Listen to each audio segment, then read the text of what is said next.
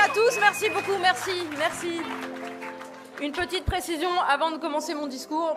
Mon ami Ali Rabet a dit que j'avais l'habitude de jongler avec les milliards. C'est vrai, mais ce ne sont pas les miens.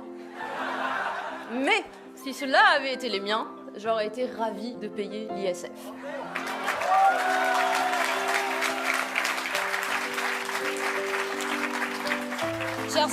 Chers amis, merci pour votre accueil chaleureux. J'entends des gens crier au fond.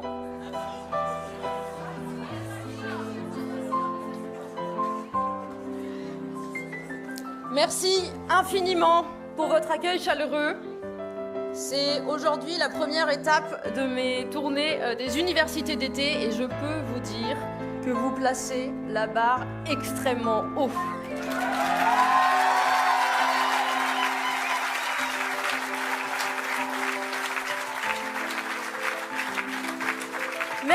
Merci pour votre soutien. Merci pour l'énergie que vous m'avez donnée, que vous me donnez tout au long de cet été si particulier. C'est un immense honneur pour moi de me trouver ici, devant vous, devant la grande famille écologiste, dans ce moment si crucial pour notre pays.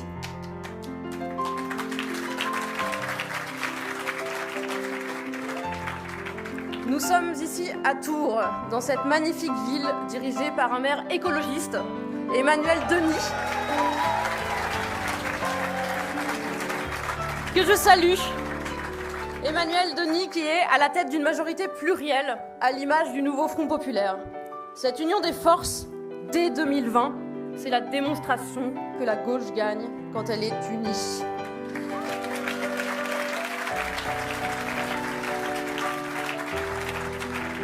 Unis autour d'un programme ambitieux, concret et réaliste.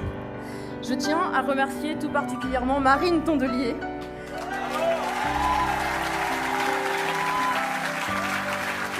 et à travers elle, l'ensemble des écologistes. Marine, merci.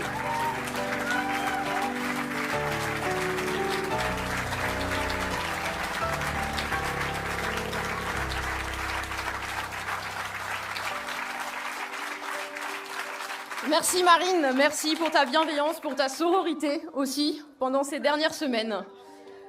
Ce soutien, c'est le reflet de l'union que nous bâtissons ensemble, une union qui dépasse les partis, vous le savez, ça a été dit, une union qui transcende nos différences et qui porte l'espoir d'un avenir plus juste et plus vert. La mission qui m'a été confiée est un immense honneur, même si, je dois vous l'avouer, j'ai connu des étés un peu plus reposants. On me demande souvent pourquoi j'ai accepté cette mission, ce que certains qualifient d'impossible, je la qualifie d'audacieuse. Quand je vous vois rassemblés ici, avec votre espérance et votre engagement, avec votre énergie, j'ai envie de dire, je l'ai fait pour vous. Mais ça ne serait pas complètement vrai. La vérité, c'est que le 9 juin dernier, au soir, comme beaucoup d'entre vous, et vous l'avez dit, j'ai eu peur. J'ai eu la trouille, j'ai eu très peur. Plus qu'à tout autre moment de mon engagement, j'ai pensé que l'extrême droite...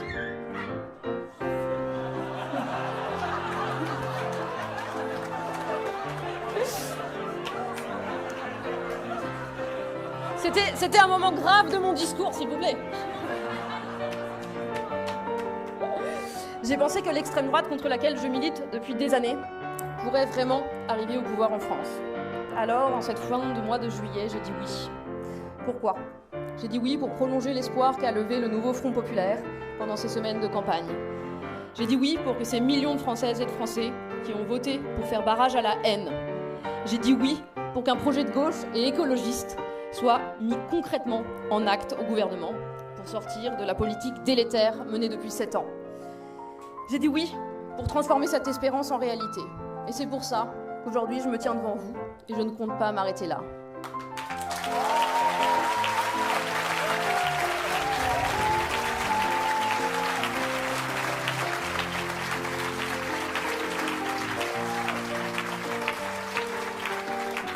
À la veille de la nomination d'un nouveau gouvernement, je voudrais vous dire une chose qui me semble déterminante.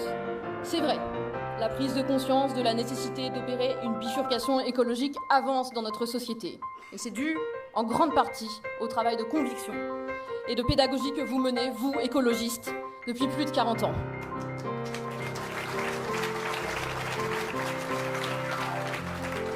Aujourd'hui, il faut le dire, même une partie de la droite semble sortir progressivement du déni. On entend de moins en moins évacuer ou minimiser la crise climatique, les atteintes à la biodiversité, y compris dans leurs conséquences les plus immédiates en France. Même si, soyons honnêtes, il y a quand même régulièrement quelques rechutes. Cette prise de conscience, au-delà de la gauche, est très importante, et sur de nombreux aspects, je pense notamment à la rénovation thermique des bâtiments, au développement des énergies renouvelables ou encore à la mobilité bas carbone. Elle nous aidera, avec les parlementaires, à trouver une majorité à l'Assemblée pour faire avancer nos textes. Mais entre nous, il faut que nous soyons très lucides. Pour concrétiser la bifurcation écologique, nous devons faire sauter deux verrous qui sont déterminants: l'austérité et l'injustice sociale.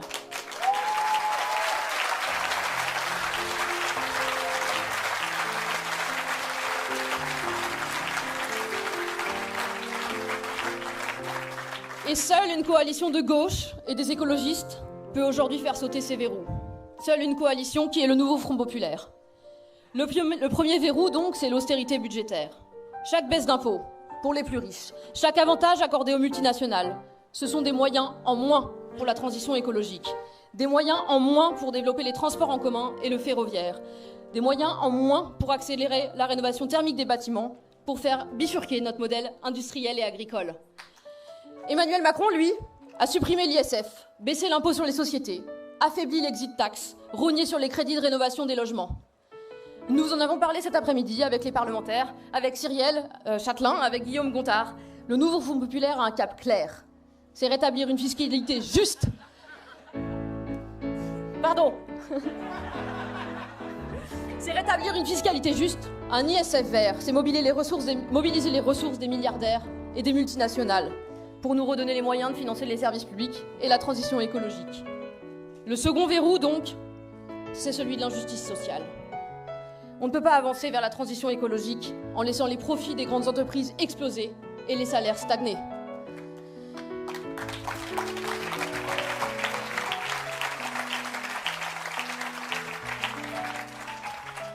Dans un pays aussi riche que le nôtre, ce n'est pas normal que se nourrir sainement, se loger dignement, éduquer ses enfants soit une source d'inquiétude. On ne peut pas accepter que des enfants dorment dans des bouilloires thermiques dans les quartiers populaires, pendant que volent des jets privés et voguent des yachts.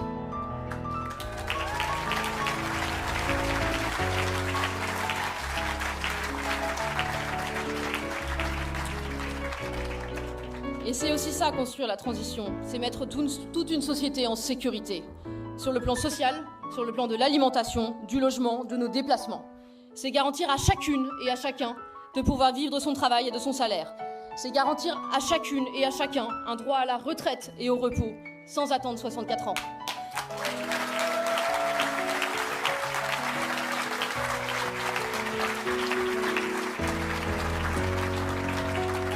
C'est une société où on redonne de la place au temps libre, aux loisirs et à ses proches. Mais il est fondamental de dire qu'on ne financera pas la transition sur le dos des classes populaires et des classes moyennes, mais en faisant payer les gros pollueurs, les plus riches. Il faut le faire en préservant les plus précaires et en mettant à contribution les plus favorisés. C'est cette direction que poursuivra un gouvernement du nouveau Front populaire. Et je suis sûre qu'il y aura des compromis possibles sur cette base, mesure après mesure, pour construire la transition.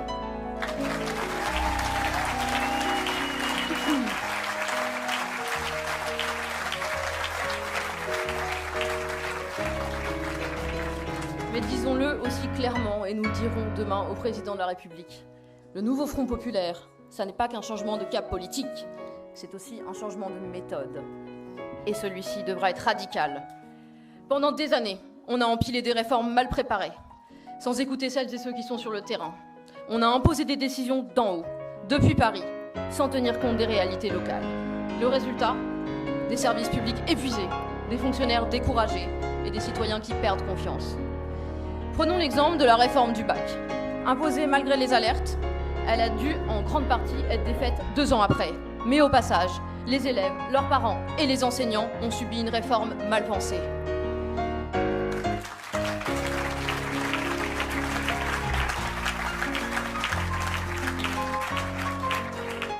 Ce scénario se répète aujourd'hui même dans le secteur hospitalier, avec la réforme de l'internat, qui va priver nos hôpitaux de 1500 internes, alors que les syndicats avaient tiré très tôt la sonnette d'alarme.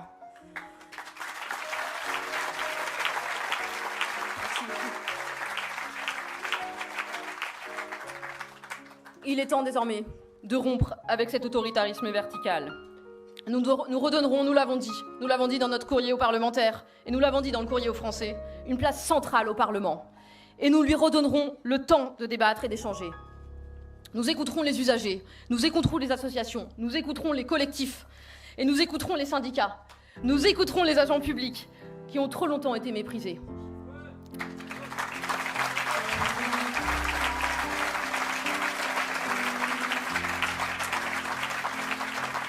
Enfin, et nous en parlions avec les élus locaux cet après-midi, nous ferons de nouveau confiance aux élus locaux, dans l'Hexagone et en Outre-mer, en pariant sur l'intelligence, l'autonomie et la créativité des acteurs de terrain.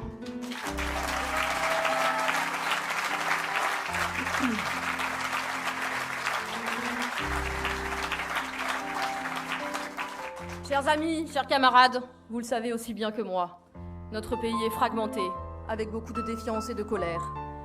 Les politiques menées ces dernières années ont aggravé la situation. Les familles populaires peinent à joindre les deux bouts, les classes moyennes s'appauvrissent et les zones rurales se sentent abandonnées. Pourtant, une autre voie est possible. C'est cet élan qui a poussé des millions de Françaises et de Français à faire barrage à l'extrême droite. Mais ce barrage nous offre qu'un répit, nous le savons, il faut le garder en tête. Nous devons transformer l'essai, proposer des solutions concrètes et redonner un cap, celui d'une France rassemblée, juste et solidaire.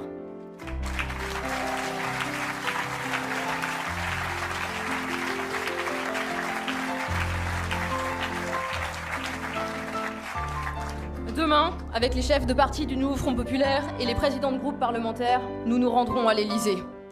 Nous rappellerons au président son devoir de respecter le choix des Français, de désigner une première ministre en phase avec la volonté populaire.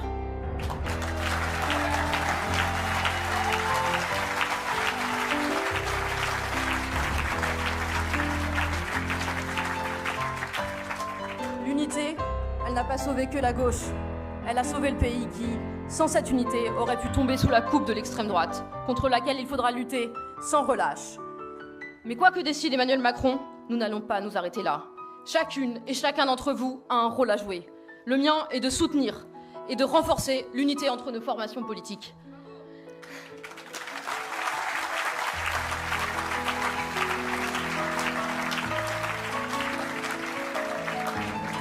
Et à cet égard, comme le disait Bruno, nous aurons besoin d'une intégration encore plus forte du nouveau Front populaire.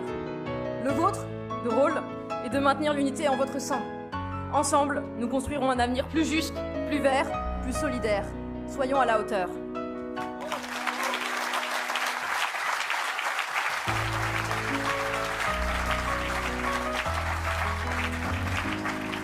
En tout cas, ce que je peux vous dire ce soir, c'est merci.